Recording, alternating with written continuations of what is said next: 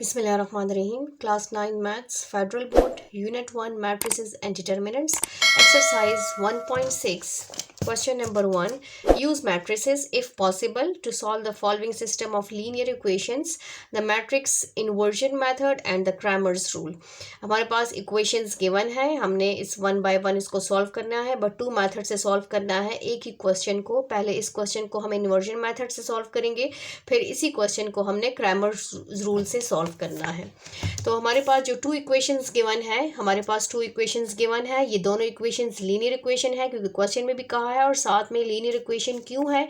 Linear equation वो equations होते हैं जिसमें जो वेरिएबल यूज हो उसकी पावर 1 हो तो उसको लीनियर इक्वेशन कहते हैं.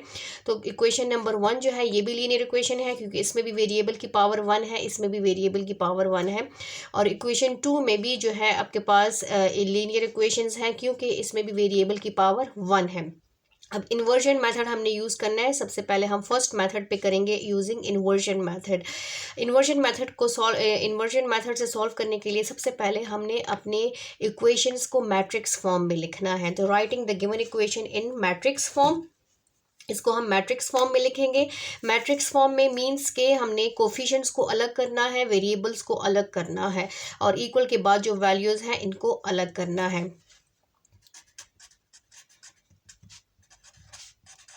Writing the given equations in matrix form.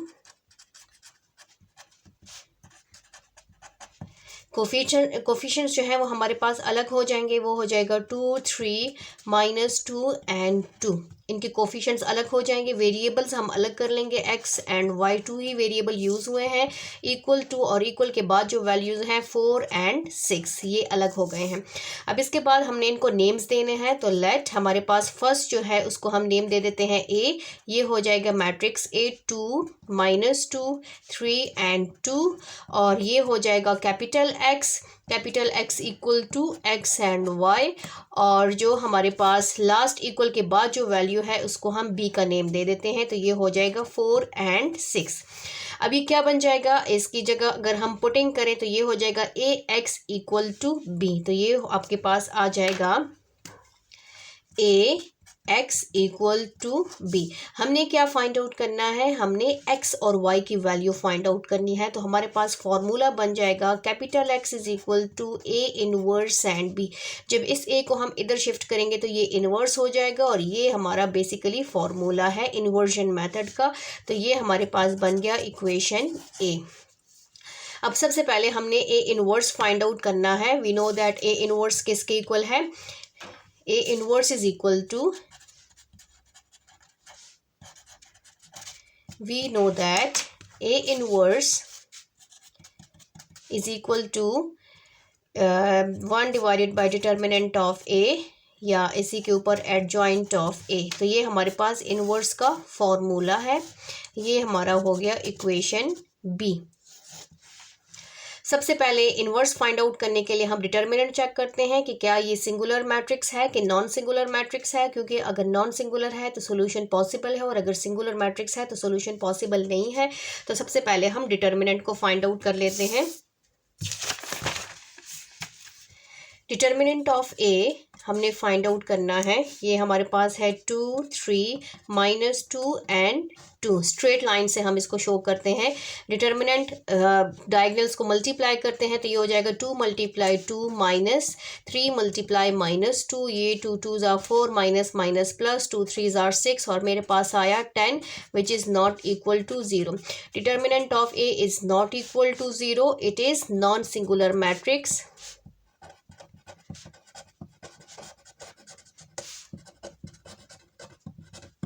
Therefore, A inverse is possible.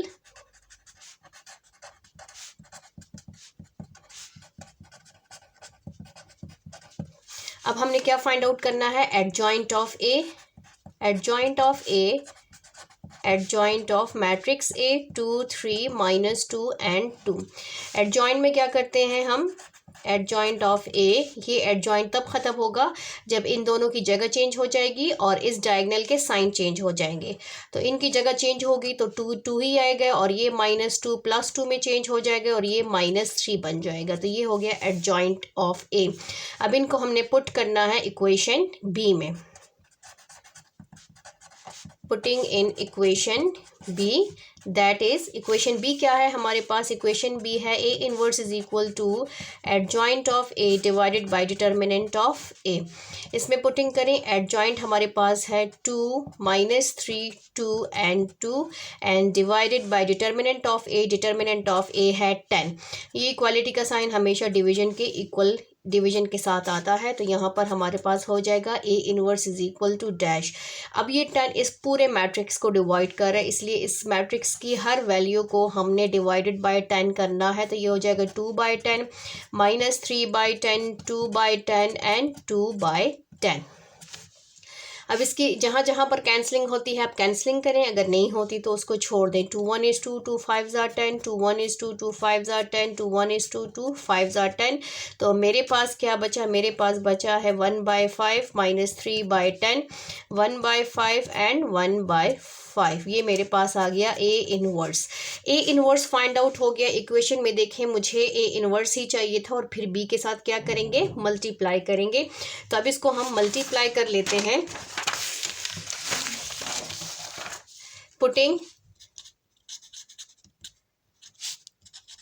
putting A inverse in equation A, that is equation A क्या है मेरे पास? x is equal to A inverse and B। Capital X A inverse का answer है 1/5 -3/10 1/5 1/5 और equation B मेरे पास है 4 and 6। अब इनको हम सिंपल मल्टीप्लाई कर लेते हैं क्योंकि इन दोनों के बीच में कोई साइन नहीं है, सिंपल मल्टीप्लिकेशन है तो हमने मल्टीप्लिकेशन करनी है। First row multiply with first column, तो ये हो जाएगा 1/5 × 4 plus 1/5 × 6। First element multiply with first element, second element multiply with second element. Second column नहीं है इसलिए अगेन आगे मल्टीप्लाई नहीं होगा। अब सेकंड रो फर्स्ट कॉलम, तो ये -3/10 × 4 प्लस 1/5 × 6। इससे हमारे पास क्या आंसर आता है? ये हो जाएगा 4/5 प्लस 6/5 और ये हो जाएगा, इसकी आप कैंसलिंग भी कर सकती हैं, तो ये 2 2 = 4 2 5 = 10 और -6/5 प्लस 6/5 यह हो गया। अब इसके बाद हमारे पास आता है, दोनों को प्लस कर लें तो हमारे पास वैल्यू आती है लीनियर इक्वेशंस हैं, तो लीनियर इक्वेशन में न्यूमरेटर प्लस होंगे और एक डिनोमिनेटर आता है, तो ये -6 प्लस 6/5 4 + 6, तो ये हो जाएगा आपका 10/5 और ये 0/5। आगे इसको मज़ीद सॉल्व करें तो हमारे पास आता है 5 1 is 5 and 2 2 and 0।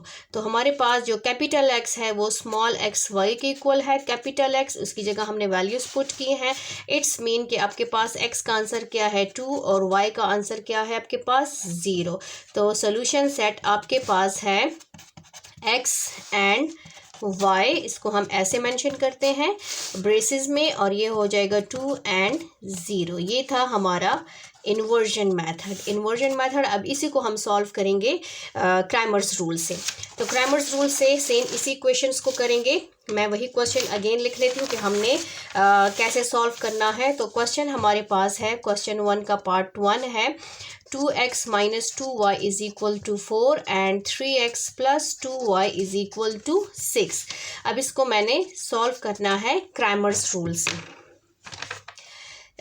2x - 2y = 4 3x + 2y = 6। सबसे पहले हमने इसको लिखना है मैट्रिक्स फॉर्म में, तो writing the given equation in matrix form. Matrix form में ये हो जाएगा कि कोफिशिएंट्स को, वेरिएबल की कोफिशिएंट्स को हम अलग करेंगे विथ साइन और हमारे पास जो वेरिएबल्स हैं उसको अलग कर लेंगे, ऐसे आ जाएगा क्योंकि ये मल्टीप्लाई होगा तो इससे ये इक्वेशन बन जाएगी = 4 and 6।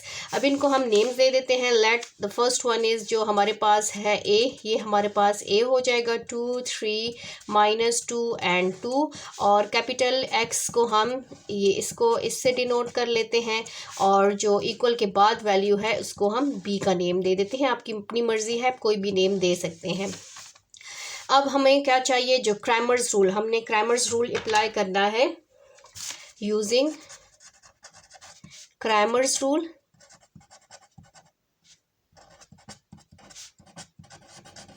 क्रैमर्स रूल का फॉर्मूला है हमारे पास जो स्मॉल एक्स है वो है आपके पास A x determinant of A x divided by determinant of A, और वाई आपके पास है determinant of A y divided by determinant of ए।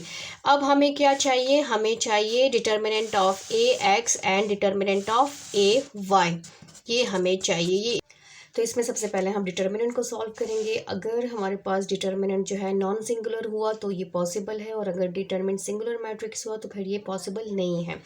तो सबसे पहले हम लेते हैं डिटर्मिनेंट ऑफ ए। अब ए का डिटर्मिनेंट हम फाइंड आउट करेंगे 2 3 -2 एंड 2। तो यहाँ पर हमारे पास डिटर्मिनेंट ऑफ ए आ जाएगा 2 × 2 -3 × -2। इनको मल्टीप्लाई कर लेते हैं, 2 2s are 4 minus minus plus 3 2s are 6, तो मेरे पास आ गया 10। Determinant of A is not equal to 0। Determinant of A is not equal to 0। It is non singular matrix.